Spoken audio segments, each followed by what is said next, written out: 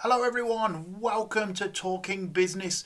What I'm trying to do here is give you interviews with a variety of people from different backgrounds and different industries so that you can take their advice on board and do with it what you will to better yourself. And we've certainly got something a little bit different for you here today. We're chatting to Jeff Reinebold. Now, if you don't know Jeff is a media analyst, a TV presenter, a podcast host, a coach. Oh my word, that list actually does keep going for a little bit. And with Jeff, what we're going to be talking about is the international business of the NFL, the development of different leagues of the NFL. We'll be talking briefly about the Super Bowl, and there's some career advice in here which is just stunning. And I hope that you take the time to listen to all of this so that you can take that on and enjoy it yourself, because my word, there's some good stuff in here. So here we go, talking business with Mr. Jeff Reinebold. Let's go. Okay, good afternoon, everyone. Welcome back. We're talking business with Jeff Reinebold. Hi, Jeff. Thanks for joining us. Danny, how are you? I'm all good, thank you. How about yourself? This must have been the busiest couple of weeks of your year for you, and obviously Sunday, Super Bowl Sunday. Are you tired? Are you done? I'm a little tired, but it's kind of a vacuum that gets created in your life because all of a sudden, you go from football, which you think about 24/7, to all of a sudden the games are over, and now we got this little spot in our world until we, can get cranked up with the draft and all of that. So I see you got a lot of greatness around you, man.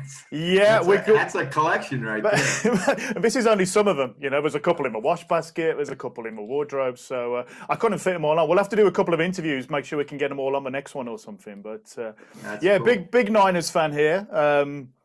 Obviously, the year didn't end up like we wanted it to, but still an enjoyable game on Sunday, and thanks for the coverage on Sky. And yeah, it's been a fun one. Yeah, did you enjoy the game? Not really. I thought it was really, to be very frank with you, I thought it was maybe the worst game since the Rams and Patriot 10-3 game. At least that one, had some intrigue and some suspense to it. This one was really over when Gronkowski caught that second touchdown pass. You could see that it was going to be a hard task for Kansas City to come back from that. Yeah, you could really see. I was chatting to some of my friends, June. The body language just went. You could really see. I know it's a game of momentum. We could talk about that for hours, couldn't we? But you could see the body language just change, and that flow of the game, really went different, didn't it? So, yeah, it's funny you mention that because my brother has a master's degree in sports psychology. He was an athlete himself as a younger guy, like all of us. But he contends, and we have this argument all the time. But he contends that there is no such thing as momentum. And I tell you what, you are exactly right.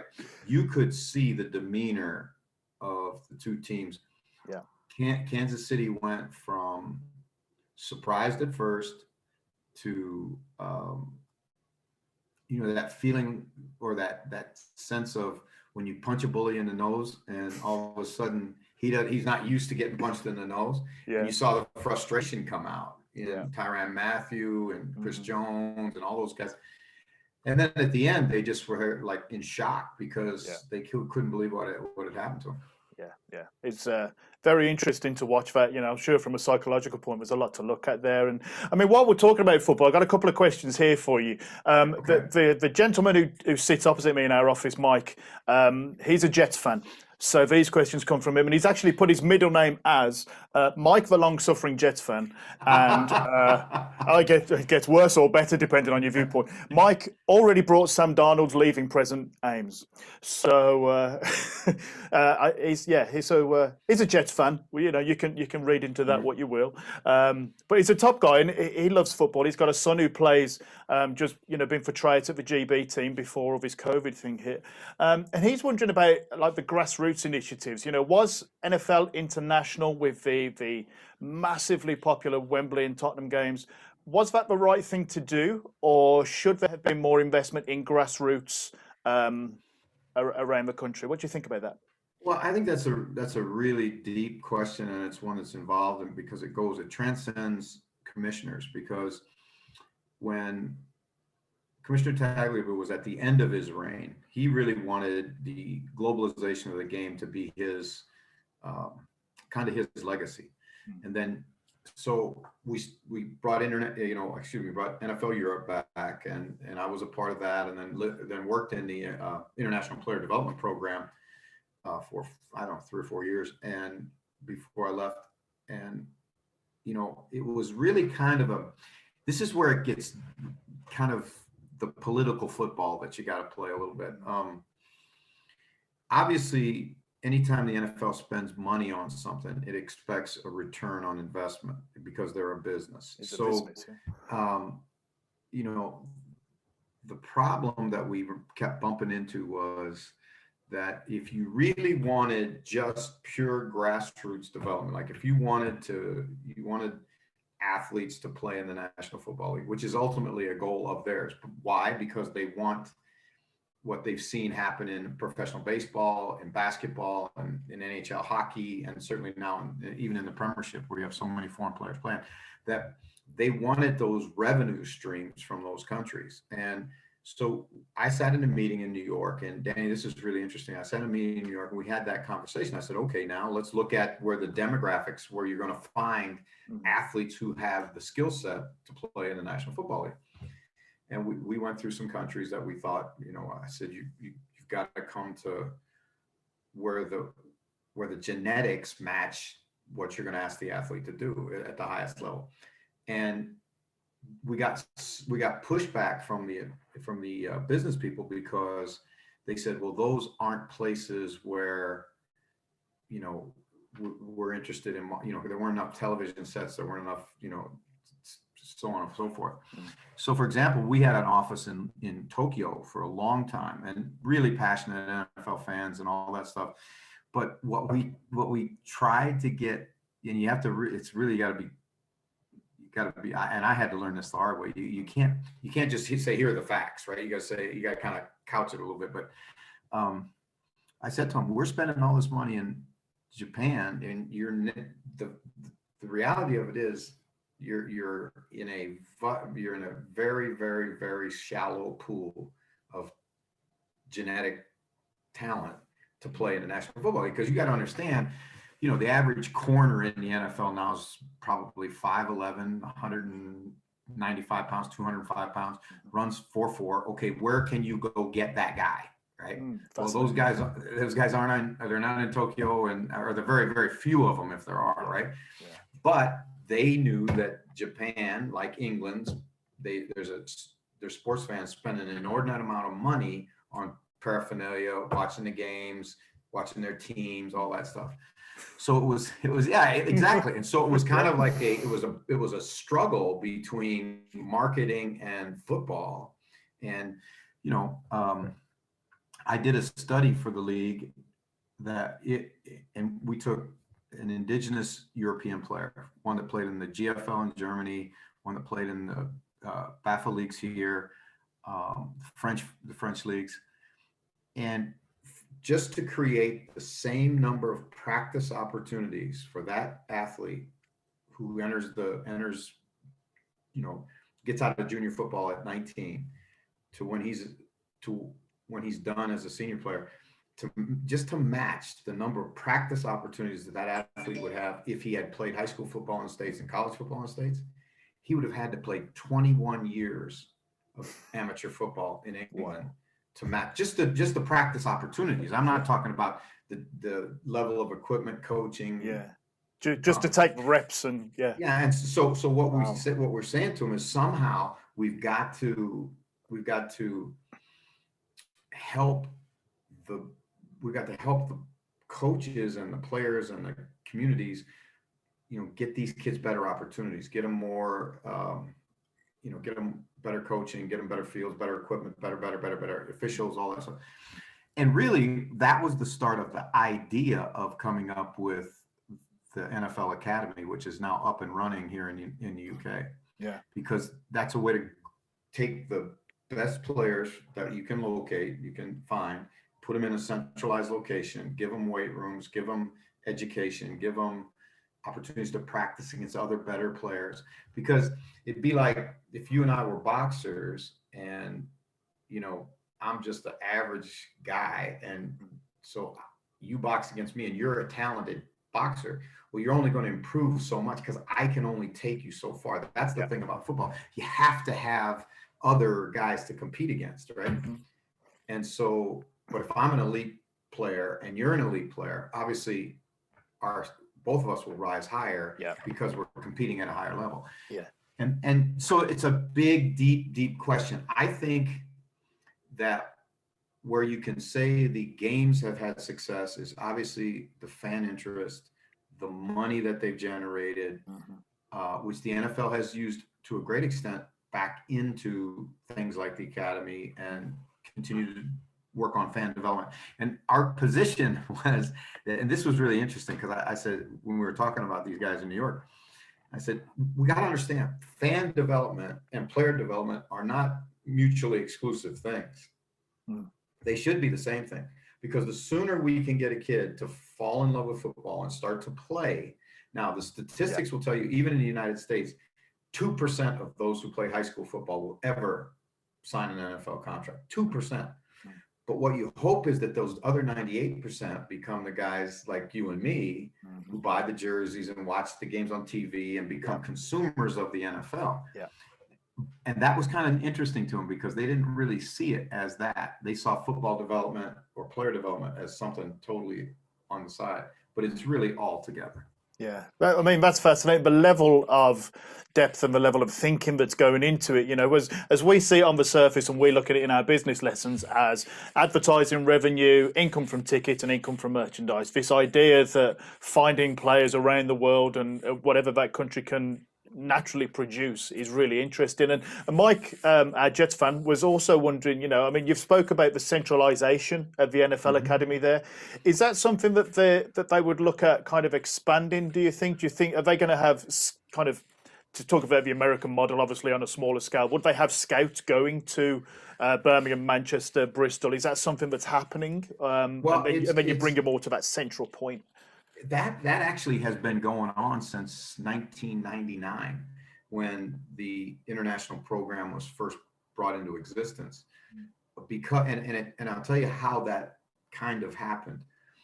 They were getting a lot of pushback in New York at the NFL offices about the talent level of the national players playing in NFL Europe. And so the American coaches, like American coaches typically are, they're going to say, well, these guys aren't good enough. You know, why do I got to play with these guys? All that kind of stuff. So as a way to try and improve the talent base initially in NFL Europe, we started an international scouting program, which Tony Allen, who's now the head coach of the academy, was head of. And we went out and we located around the world what we felt were the best athletes from 18 to, at that time, it was about 21. And then we began to monitor the progress, and there were camps put on around the world. But it became obvious that we really needed more hands-on with those guys. And so what's happened now is the academy is now starting to scout kids younger, which is smart, 16, and then trying to get them into the academy and then streamline them into U.S. college football, which is basically the NFL's proving ground. It's like, you know, I'm a big Leeds United fan, so, you know, all the big programs have academies, right? Well, that's basically, college football is the academies for the NFL. Now, and they're having some success in getting that done. It's been difficult, really difficult, and really kind of sad, because this COVID thing has basically taken a whole class of those athletes who are ready now to go on to the United States. They're not going to get that opportunity because of COVID-19. Yeah. I mean, while you mentioned COVID-19, then obviously the international series games didn't happen. And I know Goodell said the other day that we'd love to start them up again, COVID permitting. Do you see there being any drop-off in interest because of COVID? Or do you think if they were to say we've got a game at Wembley in October, tickets, bang, gone like that? You know what? Danny, I don't see any drop-off whatsoever. If anything, I think what may have happened is it's like are you more thirsty after you just drank a glass of water, or when you haven't drank one for 8 hours? Yeah. You know, I mean, I think that's really the case. I mean, I think the fans are so anxious to get back in the stadiums. And I know this is true in the United States. It's true in Canada. It's everywhere. They are so anxious to get back in the stadiums and root for their teams. Mm. Those Wembley games, those international games now at Twickenham and at Wembley, and at Spurs Stadium, Mm. those games are the closest you will ever get to a Super Bowl environment in the world. And I can say that with whole heart because I've been to both. And Yeah. you know, it's great to go watch the Packers and the Bears at Lambeau Field, and it's a great environment, or the Bills and the Dolphins in Rich Stadium in Buffalo. But when you go there, you're going to see Bears fans and Packers fans, and you're going to see Bills fans, and you're going to see Dolphins fans. Yeah. When you come to a game here, you're going to see fans from everywhere because it's their chance to get a taste of really an NFL event. So just like at the Super Bowl, when you walk up to the stadium, there's fans wearing jerseys from 32 different teams, not just the two teams playing. Yeah. That's very much the same way it is in the international series games. Yeah. And this international scope then, one of my students was asking, I think they're a bit upset about what the Glazer family has done to Manchester United from chatting to the student in class. So, but hey, the student's allowed an opinion, and Right. he loves his team, and will not have a bad word said against them. But obviously, with Shad Khan, with Fulham, and the 49ers owners investing With more in Leeds. Yeah, every couple of months you see they're investing more and more. What's the take on families like that in the States? I mean, obviously, this question would have been answered a bit different now that the Glazer family and the Tampa Bay Buccaneers have just won a Super Bowl. So is there kind of any negativity or feeling towards that? Like some English fans think, what are these American owners coming over here and disrupting my game and my team and my passion? Well, I think it's really interesting because, I can understand that. I really, truly can understand that because there is such a deep historical, birthright tie to those teams by the fans. And all of a sudden, then you see outsiders, if you want to say. I mean, let's just call a spade, and come in with big pockets and deep pockets and take over.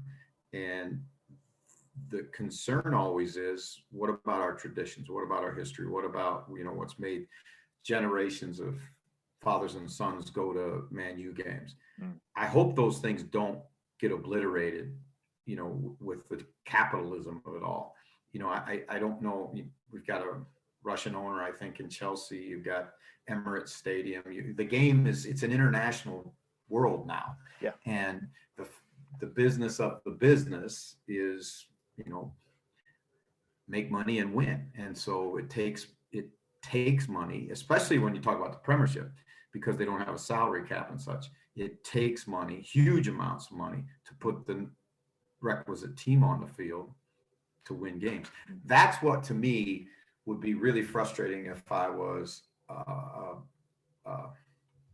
Crystal Palace fan, or a Southampton fan, or you may be in the Champions, or you may be in the Premiership, but you're never really going to ever have a chance against Liverpool and Man City and Man U, and at one time Chelsea. When I first came here, Chelsea was the king, because you just don't have the finances, and there's no checks and balances by the organization that runs the league.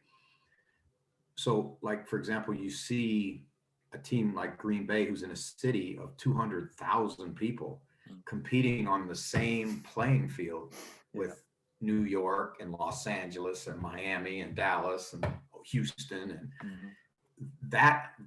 that's a pretty cool thing. So I understand exactly how they feel. In my experience, and I've been to games at Fulham, I've been to games at Tottenham. I really, for the most part, like when you go to a Fulham game, I don't sense it being any different pre-Shad Khan to now when Shad Khan's got the team. I understand, they're expanding on the stadium. They're going to do some things that way, but that's just progress. I mean, if you don't want to progress, you're going to get left behind in the business world. That's just the way it is. Yeah, it doesn't matter if you're a sports franchise or not. You got to keep innovating and being enterprising. So, and that's always go on. But I think it's really interesting, though. You should not have to.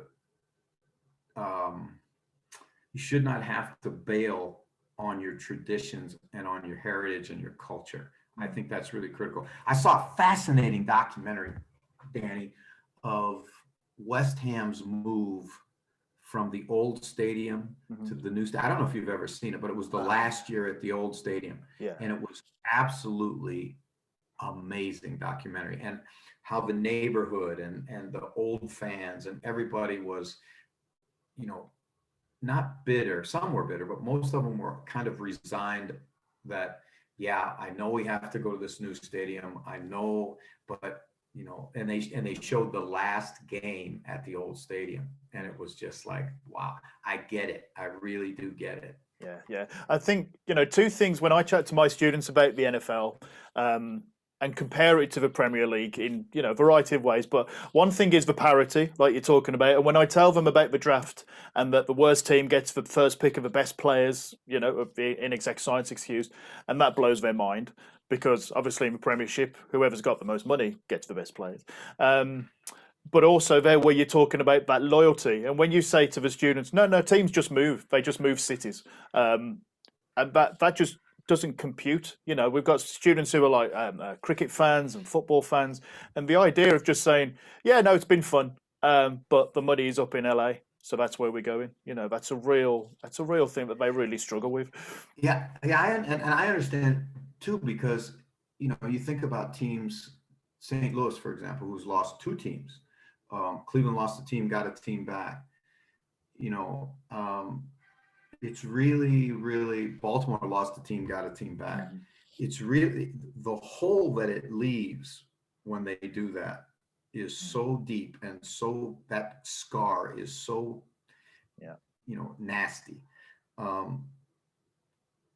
But again, it's just for all of us, I think, if I was a businessman and you were a businessman and we were competing together on the same street, and we had been for 50 years, and all of a sudden you decide that you can get a better venue 2 streets down that's going to cost you less rent and bring you more money, what are you supposed to do? Exactly. I mean, stay there and get, not make, it's your response. That's supply and demand economics. That's I guess capitalism, if you want to call it that.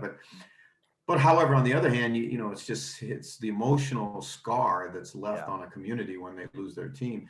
Yeah. And that's one of the really cool things that I enjoy about coming over here is you don't see that. You don't see the Raiders go from being the Oakland Raiders to the LA Raiders, back to the Oakland Raiders, they're actually, I can't remember even what the name of the small community outside LA was. They signed a lease to go out there and then never ever went there. Yeah. And then now they're in Las Vegas. I mean, that's tough. Yeah, it really is.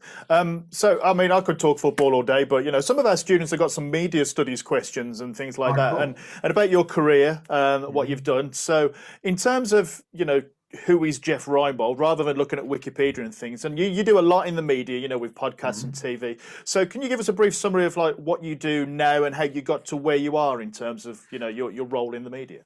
Well, I would say this, when you ask who I am, I would, if your students would ask who I am, I'm going to tell them I'm nobody. I'm no different than you are.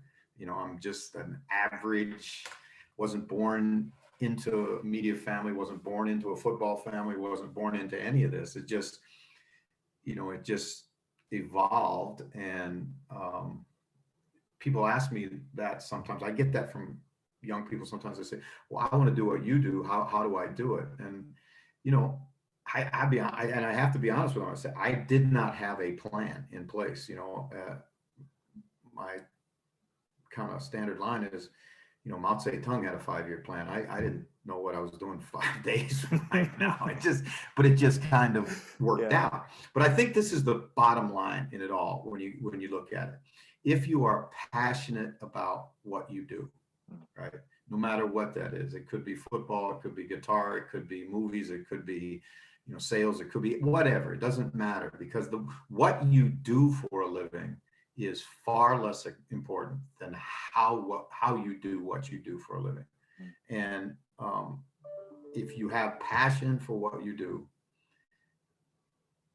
I've heard that saying, if you love what you do, you'll never work a day in your life. Well, that's kind of true, right? I mean, there are some days it's hard, right? But the reality of it is if you have passion for what you do, you'll bring that to the workplace, and whatever it is, you'll advance and you'll be fulfilled, because when you have a place to express your passion about what you do, that's the payday. The money, the money part of it, that's kind of comes with it, but I don't, in almost every situation I know of, from players to coaches to media people to everybody I've ever studied in life, when the focus becomes the dollars, the work, now it's work, right? Now it becomes work.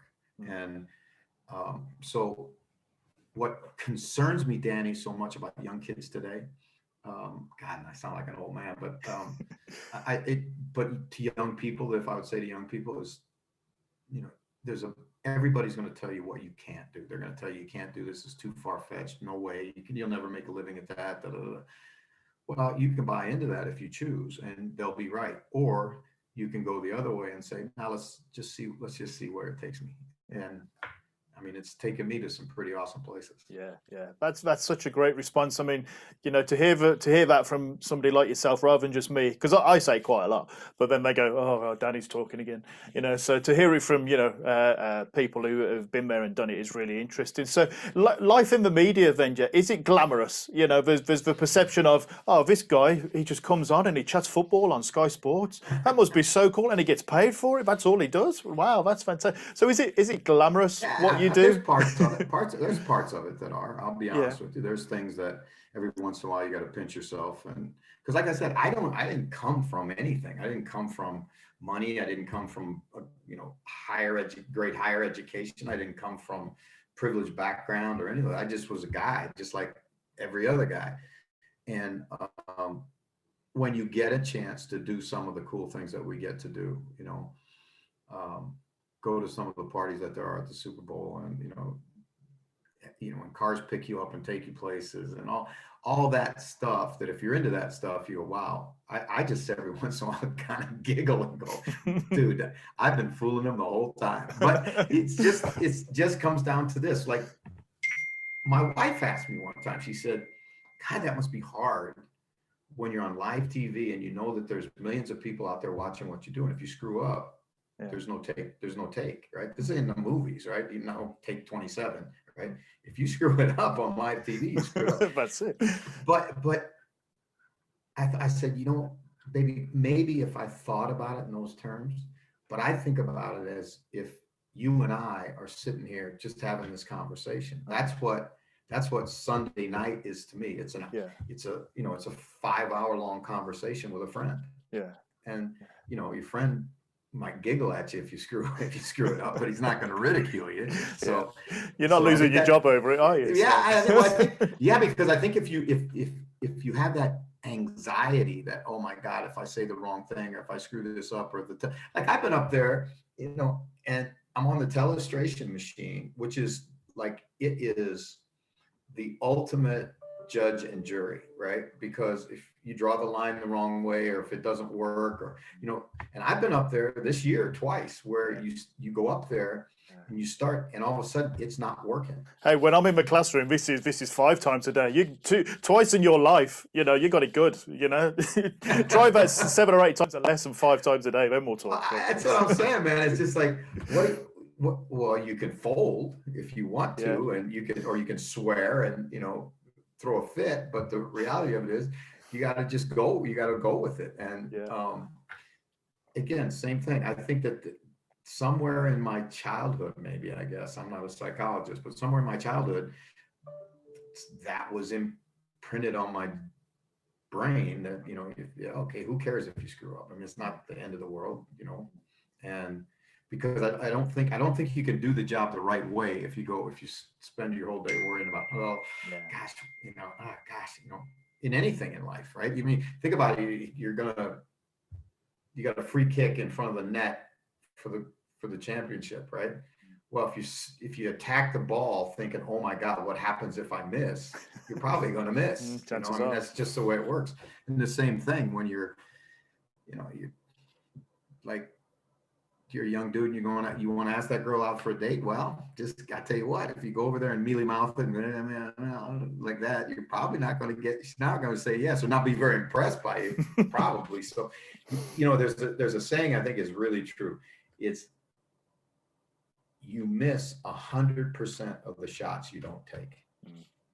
Yeah. And that's a pretty good deal. My dad was in professional baseball, Danny, and he used to say to me, baseball has a lot of really cool sayings, but he used to say to me, he goes, to be a great hitter in baseball, you succeed 30% of the time. That means you fail 70% of the time. So if you can't deal with failure, you'll never be a great hitter. Yeah. And I think that's true in life. Yeah.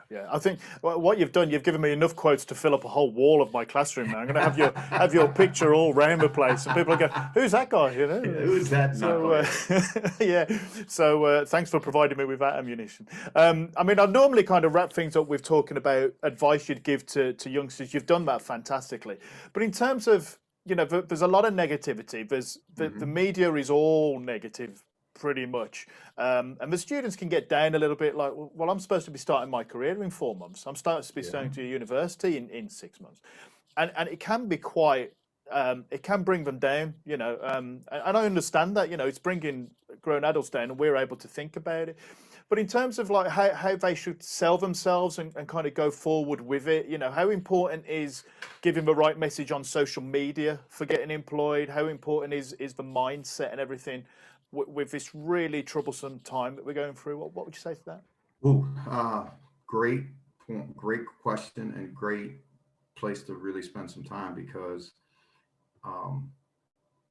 I will relate this to your students. When I finished playing and I went into coaching, and then I went back into professional football, and I was 29, I think, and we're going out to practice the first day.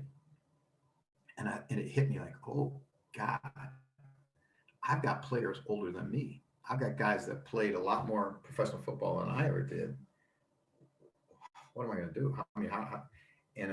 One of the older coaches somehow must have known what I was thinking, because he probably thought at once upon a time too. He goes, "You all right?" I said, "Yeah, I'm all right." He said, "Just listen, kid." He said, "As long as they know that you're genuine and that you care about them, they'll listen to what you say, but don't try and bullshit them." And it was that's such great advice. So if you are who you are, if you're genuinely who you are, then you're going to be okay, right? And it's hard sometimes because we want a job really badly, and so we think we have to put on an act to get that opportunity. And if you do, maybe you'll get short-term results from that. But I think over the long haul of your life and your career, whatever your career is, as long as you stay true to who you are and you treat people with respect, and back home in Hawaii, we say, live with aloha. You treat people with respect.